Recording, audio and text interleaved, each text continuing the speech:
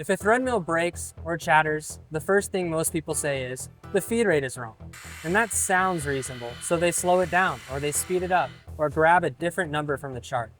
In this episode of Tool Tuesday, I want to show you why the feed rate usually isn't wrong, it's just unadjusted. And why running published feeds without adjustment is one of the fastest ways to ruin a good thread. Published feeds are a starting point. They're not tuned for your machine, they're not tuned for your setup, and they're definitely not tuned for how thread milling actually cuts. But that's how they're often treated. Someone programs the feed straight off a chart, hits cycle start, and assumes they're safe. The problem is, thread milling doesn't behave the way it looks on the screen.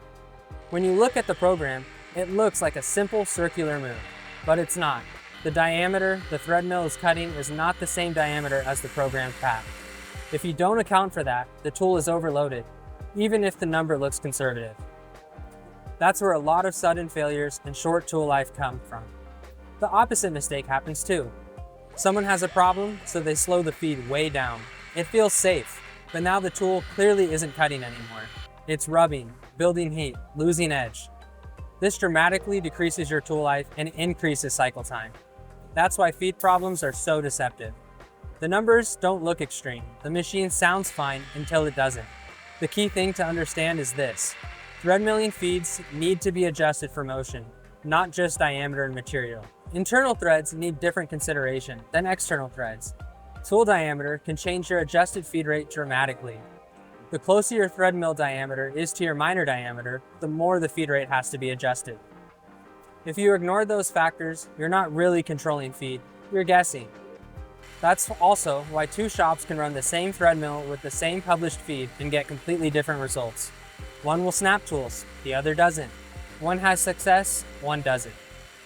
The feed wasn't wrong in either case, it just wasn't adjusted. At Scientific Cutting Tools, when someone calls with a feed-related issue, we almost never start by throwing out the chart. We start asking by how the tool is actually being used. Internal or external, single profile or multi-profile, how much engagement is really happening. Once you answer those questions, the right adjustment usually becomes obvious. And that leads to the next problem most people don't see coming.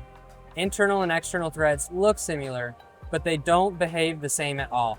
In this next episode, we'll look at why running the same feed rate for both guarantees trouble, and which one is lying to you when it seems fine. Subscribe so you don't miss it.